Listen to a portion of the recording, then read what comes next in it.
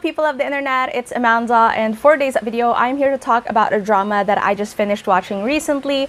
I'm talking about Oh My Boss, Koi wa Bessatsu de, or Boss Koi for short. It stars Kamishiraishi Mone, Nanao, and Tamamori Yuta. And what's interesting about this one is when I heard about it a couple of months ago, obviously there's a lot of hype about it given, you know, the headlining cast, but at the same time, like when I read the synopsis, I figured, you know what, this is gonna be one of those gateway dramas where it's lighthearted, it's easy to absorb, and even newcomers in J-drama would probably be able to enjoy it given, you know, what I know about the plot so far. But obviously, it is different when it's just a synopsis versus when you actually start watching it.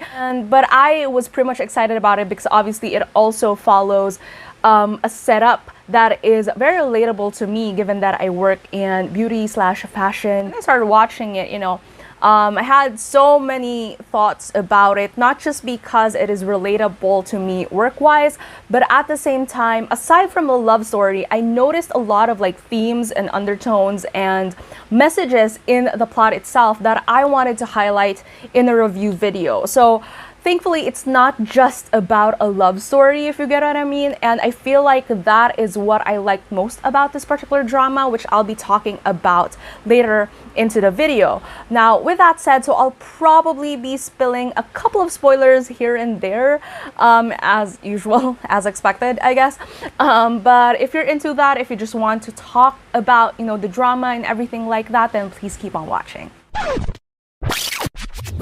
Before we get into the analysis thing, let's just talk about the plot first. So basically, the story starts with Kamishiraishi Mone's character, Suzuki Nami, who is applying for a job just because. You know, it's one of those things where I would spend my time here first, just so before I move into another stage of my life that I sort of like expected for myself. For her, she just wanted to be normal, average. Her hopes is that, you know, she's gonna work for a while and then eventually she's gonna marry her childhood love, and that's gonna be that. In certain circumstances, she ends up in not the department that she wants to be in, which is a documentation department. That's a lot easier, you know, it's definitely like same thing day by day. She ends up working in the editorial department of the publishing company for a new title called Miyavi.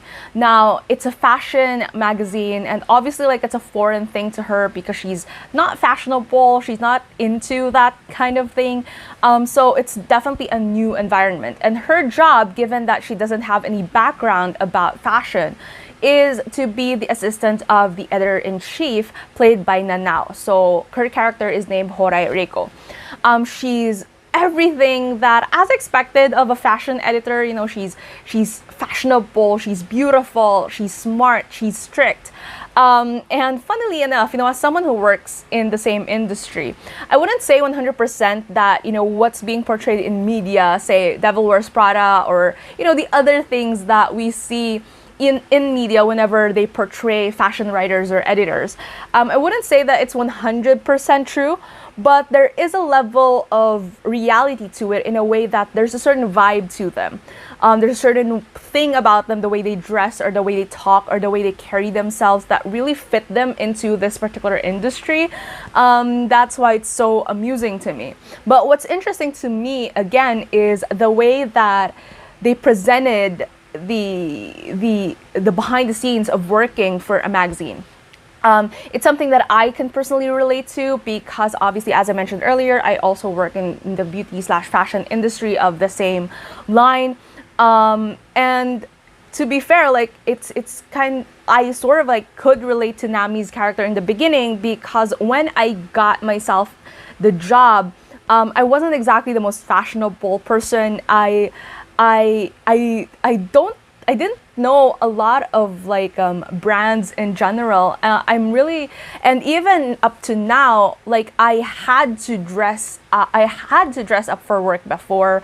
I had to learn about certain things about fashion before, but by myself, like on a daily basis, I'm just basically a very normal, average person when it comes to dressing up or anything like that. So I could relate to her character to some extent.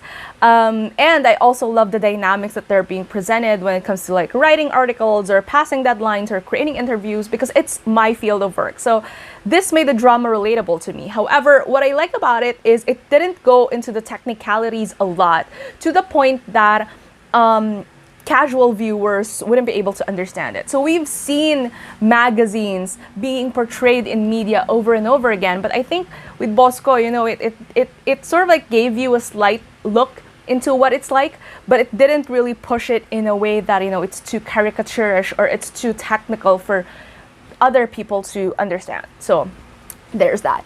Now this boss that she had, she's very strict. She does all these things that she doesn't really understand that much, and it's definitely just a whole new world for her. That's basically that. Now on the other side of it, so there's the lead Junnosuke, who for some reason, like, they just click right away, given, again, certain circumstances at the beginning of the drama. They try to, like, fake date and everything. So definitely a cliche thing on that front. Childhood love isn't exactly who he seems to be. So there's a lot of, like, disappointment here and there and roller coasters on the romance aspect of the drama, which I understand is definitely the catch of this one. Like, if you're into the whole heart-fluttering situation moment, then you're definitely gonna have a lot of that for this drama. Like, after all, first and foremost, it is a love story in a way. It's a rom-com. That's what it's trying to sell. But for me, I think the strongest point of this particular drama is, okay, so we have the love story, but we also have female characters that are portrayed in beautiful ways, in my opinion. Let's start with Nami. So for her, she started off as someone who didn't really have, like, she has this dream or vision of what she wants her future to be. But then she started realizing that she wanted more than that because she got into this job, which is something that is so true for most people. Sometimes you try something just because, and then you end up loving it more than you think you would, which I like about her character. And at the end of it, most of these characters, most of the female characters in this particular drama, is all about going for a certain dream, going for a certain passion, choosing their passion, but not necessarily compromising a part of their personality or their wants because of it. Because I think in Western dramas nowadays, we often see women being forced to choose one thing or the other, or being shown that if you choose romance over career, then that's a big, big, big weakness.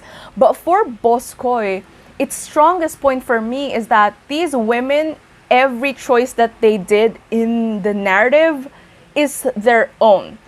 Whatever compromises that they did, it wasn't because of ill will. It was because it is something that they chose, that they want for themselves. And that goes for whether it be love or their work.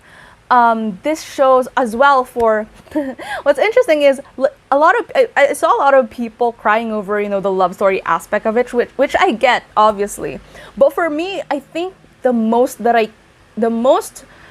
I cried for this drama is for Reiko's character. Like, whenever she talks about how passionate she is about the job, how she doesn't want to take over her family's business because fashion is her passion, the way that she thinks that she disappoints her father because she's going after something that she likes, I think I cried more to that aspect or narrative of the story as compared to the love story itself. Because again, this is a woman who is like that because she chooses her passion every single day. And obviously, like, the plot presents it in a way that she has the privilege and the capacity to do so.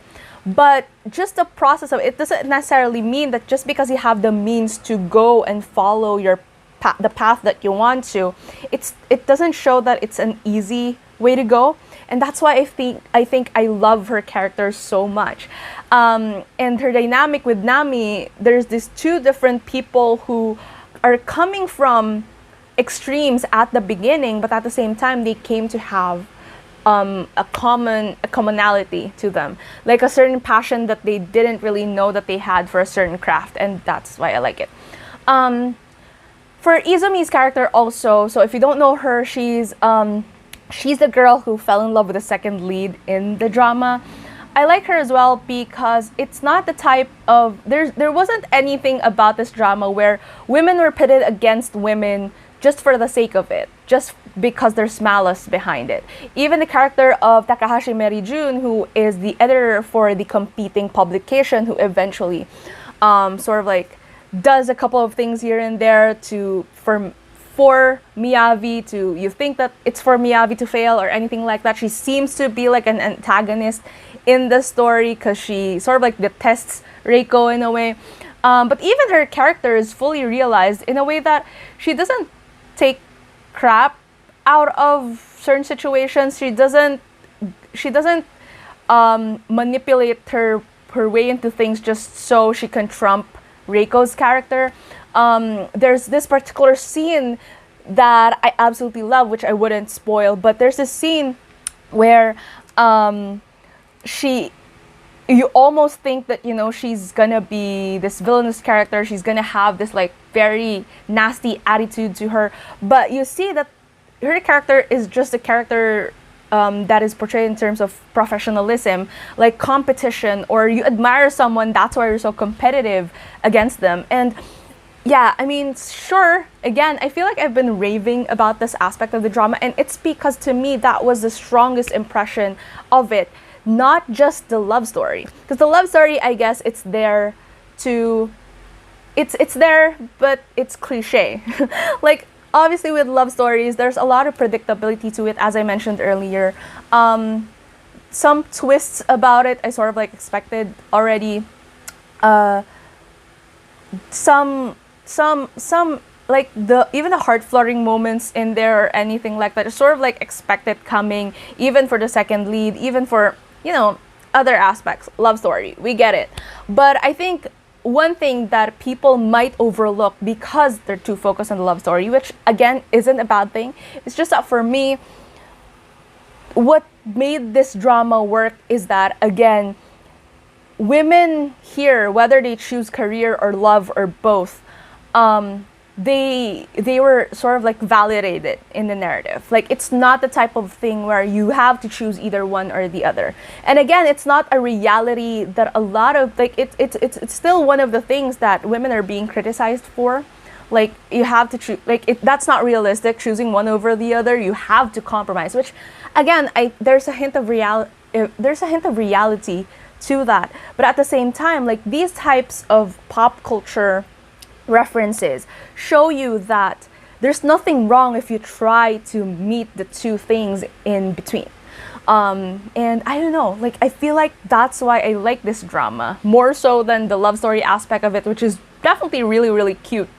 But yeah, but to me, what affected me the most is the female narrative in the entire thing.